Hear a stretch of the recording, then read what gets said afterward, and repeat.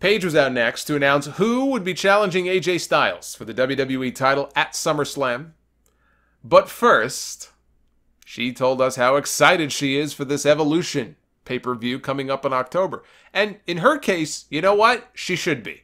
Paige had more to do with this quote-unquote women's revolution in this company than Stephanie McMahon did.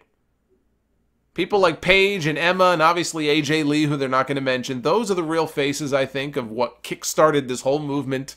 And you could throw Sasha and Charlotte, absolutely. Sasha, Charlotte, Bayley, Becky, all of them. Each one of them played more of a pivotal role in this so-called revolution or evolution or whatever you want to call it than Stephanie McMahon did.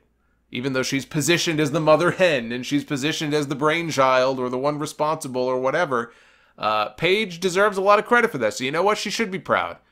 And it's a shame that she can't be wrestling on that show, but I'm sure she'll be there in some capacity. She'll be part of it.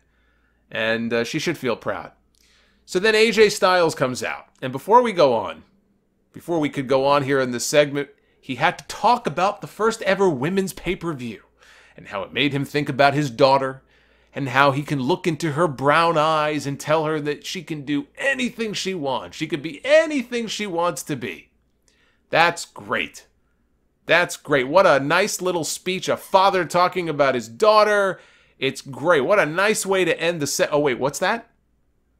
He wasn't done yet. Oh, I see. That's right. No, he ended the speech by talking about how proud he is of the company that he works for. I think WWE may be trying to set the Guinness World Record for longest fellatio at 3 months. 3 more months of hearing about how great they are. Aren't you excited? Paige was about to bring out his SummerSlam opponent. She asked for a drum roll. All of a sudden, out comes James Ellsworth. And Ellsworth correctly pointed out that he has 3 wins over AJ Styles, and now he wants the championship. He called Paige a joke. He mocked the way she dressed and the way she looked, and so Paige fired him. She said, "You're fired." And she had security physically remove him from the building. She followed. She literally kicked him out of the building, the way the Gorilla Monsoon kicked Bobby Heenan out of the Manhattan Center back in '93, which is still one of the saddest things I've ever seen. Now, I do think, for those who have asked, I got a couple of tweets about this. I do think he's really gone. From what I understand, he was on a per-night deal. He didn't sign a contract. So this was never intended to be a long-term thing. They had certain plans for him, and they've exhausted those plans. And so now he's going to go away again. And I'm sure they'll bring him back for cameos here and there as needed. On an as-needed basis. The door is always open. Not a bad spot for him to be in. This guy comes back every now and then. He gets the exposure from being on WWE television, and then he can hit the indies right after and probably make good money and get a lot of bookings. So for him, it's a great position for him to be in. But I do believe the Ellsworth comeback tour has ended.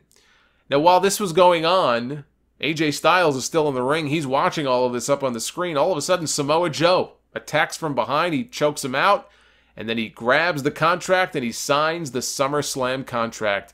And Samoa Joe is exactly the right person for this spot. He was the only name that really made sense, given that all the other key players on this show are pretty much occupied, I think, at SummerSlam, right? We have Orton and Hardy, although it may be a triple threat with Orton, Hardy, and Nakamura, so they're all occupied. Daniel Bryan, I'm sure, is going to go one-on-one with Miz, so they're occupied.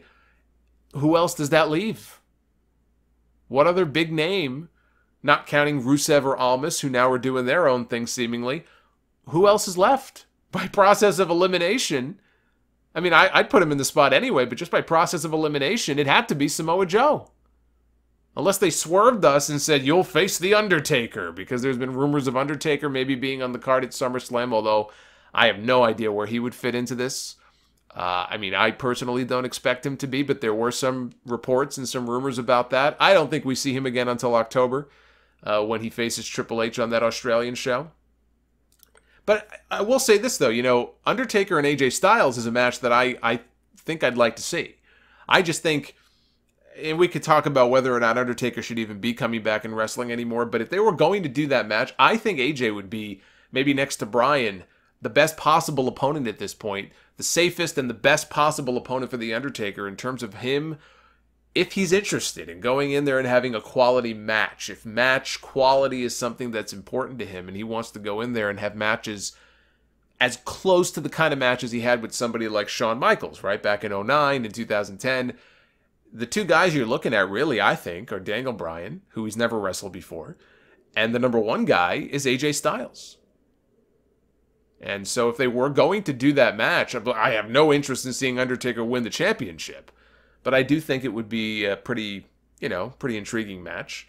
So short of them swerving us in some way like that, there really was no other option. It had to be Samoa Joe. So I think they made exactly the right choice. Look, these two are going to go out there, I think, and have a great match. Okay, I have faith in these two. They've worked together too many times in the past. They're too good not to have one of the best matches, if not the best match of the night. And I say this having been disappointed by a lot of the matches that AJ Styles had with Kevin Owens last year. I was very disappointed in the WrestleMania match that he had with Nakamura this year. I thought the two of them went on to have much better matches, but I was let down by the WrestleMania match. And maybe the hype was such that it could never have lived up to expectations. I don't know. So it's not like I have not been disappointed by some of these programs that AJ has been in. I don't think this will be one of them. I really don't. I think Styles and Joe at SummerSlam is the right move. I think putting the title on Samoa Joe, I believe, is the right move. I didn't think the time was right with Rusev, although it couldn't have hurt to experiment and give him the title for a month and see how he does.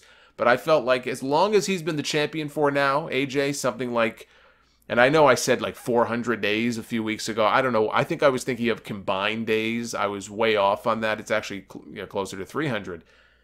But for as long as he's been the champion, going all the way back to November, in this run that he's been on, it just didn't feel right to do the title change at Extreme Rules. SummerSlam, though, in Brooklyn, I think, would be the right place to pull the trigger and put the title on Samoa Joe.